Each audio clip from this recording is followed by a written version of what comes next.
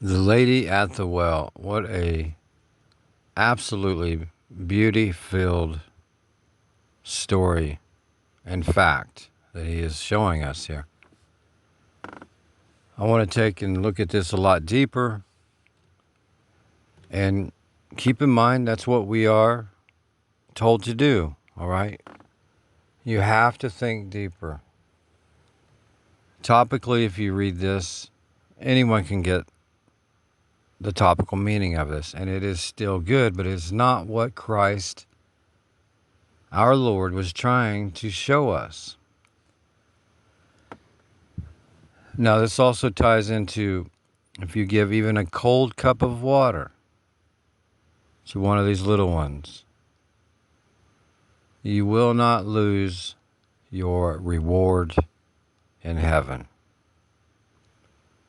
It also ties into the Good Samaritan. She's a Samaritan, right? It's really deep, okay? And I'll try to show you what I have been shown. Now, Jesus is at the well first, in the heat of the day. Very important. That isn't just happenstance. And then she's traveling there in the heat of the day. The heat of the day is not only because she's avoiding the crowd and people that don't like her. It represents you're going on your own. The heat of the day is the strife, the anguish of life, the troubles. It's the heat of your day. Many days, right? But still yet, she kept going to the well to get water. You can't look at this topically, okay? She's going to the well. This woman, you find out later in this story that she absolutely was waiting on the Messiah and believes in the Christ. He knew her. He was waiting for her there. She was going to get these cups of water from a deep well, a deep, cold well, all right? She was seeking him, not just a topical part of she was literally getting water. That water is the word, excuse me, of our Lord. So she shows up and she's getting water and he says, "Can I have some water? Will you give me some water?" And she says, "You have nothing to draw water with, and this water is deep." Again, this is very deep, okay? Think of it this way.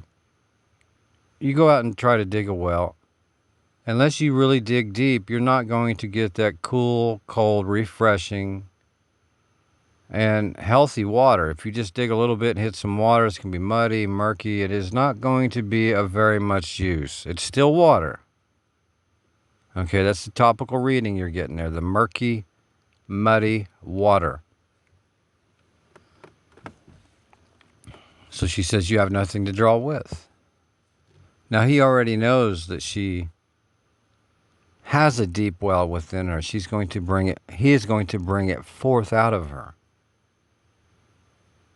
Okay? And I'm sure most of you know the whole story, but I want to try to go through it a little bit at a time here. He says, again, "You give me some water." And you know what she says? "No, you don't have anything to draw it up with." And then he says, "If you knew who you were talking to, you would ask me for a cup of living water." And of course she's like, "Okay, show me, prove it. I don't want to keep coming back here to this well because you thirst again," just as Christ said in this also. If you drink from this well, you will always thirst again. If you drink from the water that I will give you, you will never thirst again. In fact, a spring of living water will flow up out from you and be able to nourish others with a cold cup of water. Okay? You will be able to give others this deep, cold, refreshing cup of water because you dug deep with the Lord as He commanded. It's a command, dig deep. We have to do that. And we do. It's very refreshing, and you can help others. You help yourself. And it just continually goes deeper and deeper and deeper. This story, I mean, if I may do this, I don't know yet. But you could show the things that are being shown here for hours on end. Now, then he says, go and get your husband, and I'll tell you more about this water. And then she says, I have no husband. And he says, you're right, you don't. You have 5 husbands. Again, read very slowly, because what was just said there is not what you think. The literal, physical part of it is what people get, the topical of that. You have no husband because you have 5 husbands, so you can't have just one, right? And then he says, in fact, the one you're with now is not your husband. Right before that, he said, if you knew who you were talking to. Okay? Keep that in mind. Because she literally does not have a husband, even though she has these husbands. He told her that was a fact, and then he covered it up a little bit and changed things around. You have to really pay attention.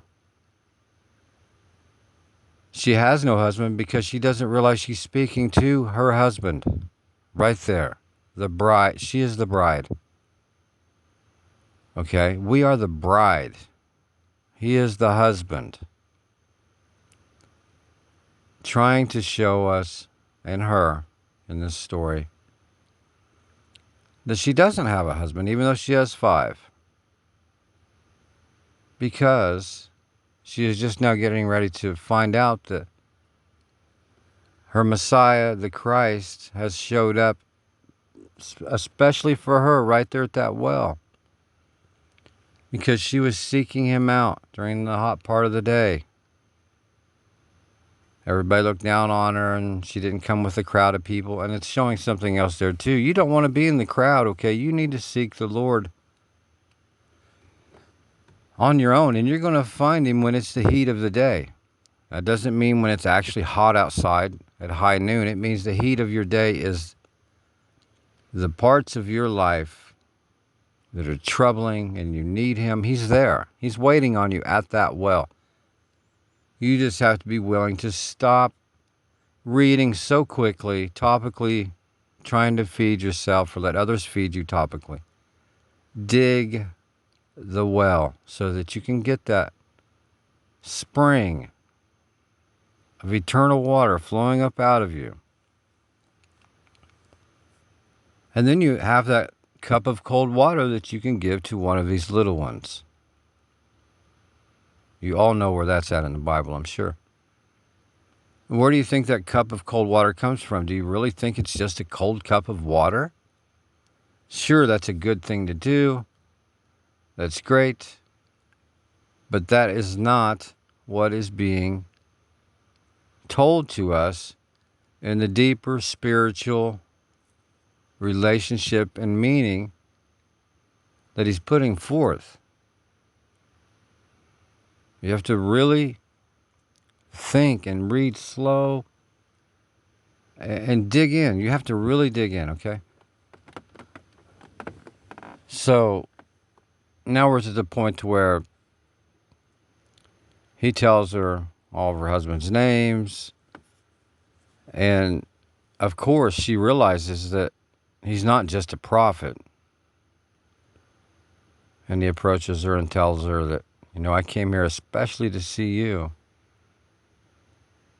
to give you this living water and for you to tell others. This woman, who was considered to be maybe like a trashy person or whatever, right?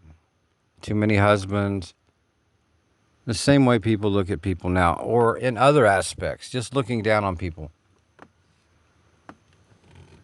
And when she first saw him at the well, she wasn't looking at him like he was anyone important, okay?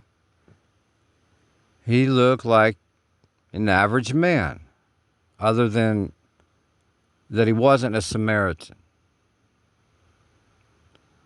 So you have to keep that in mind too. She's looking for him, but even though he was right there, couldn't see him.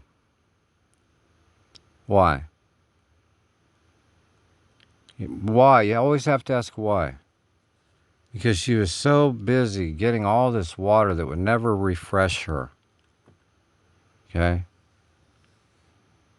She was thinking about temples and mountains where to worship at, and the well that Jacob made there. And what did he tell her?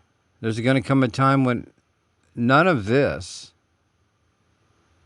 is going to be. You worship in heart and spirit.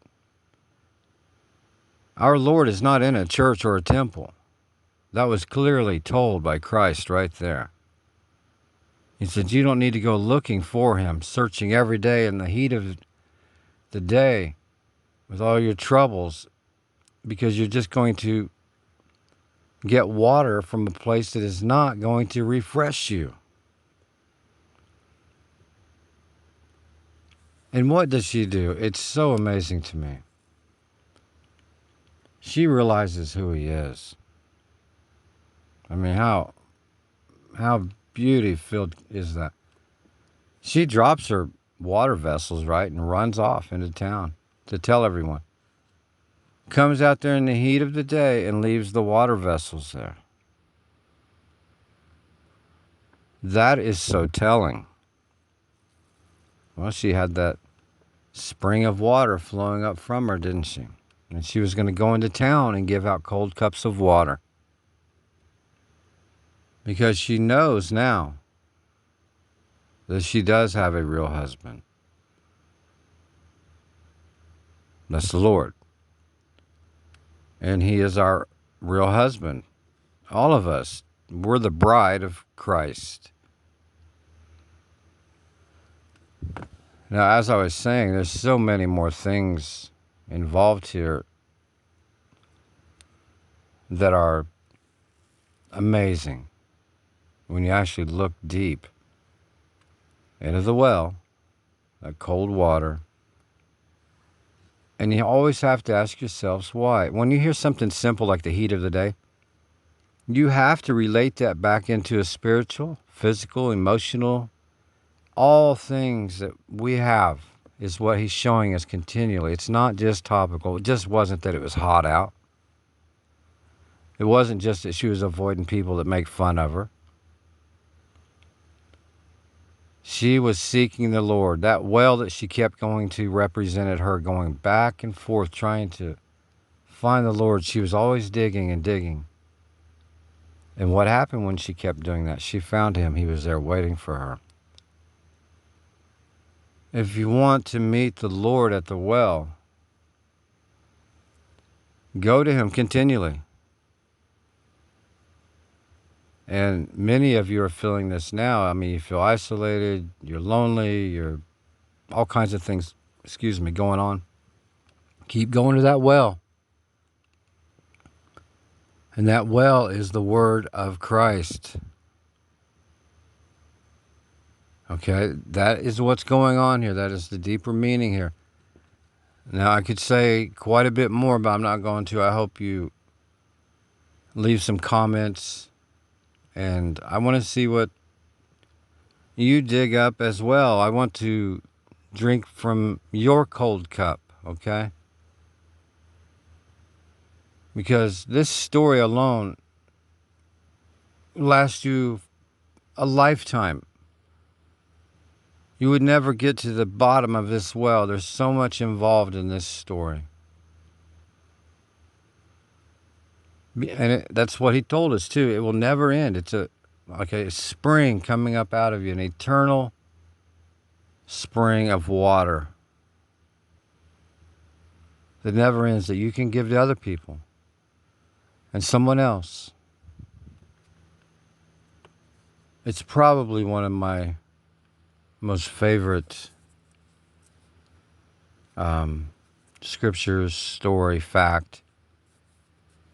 Because no matter how many times I look at it, I'm refreshed more and more on it.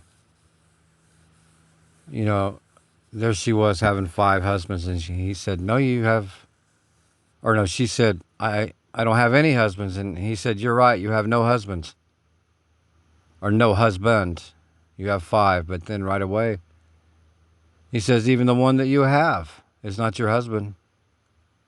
So he just canceled all that out to show you that it doesn't matter who your husband is here topically that you're reading about. Your husband is Jesus Christ, and we are the bride. If you have any comments or questions, please leave them, because iron sharpens iron.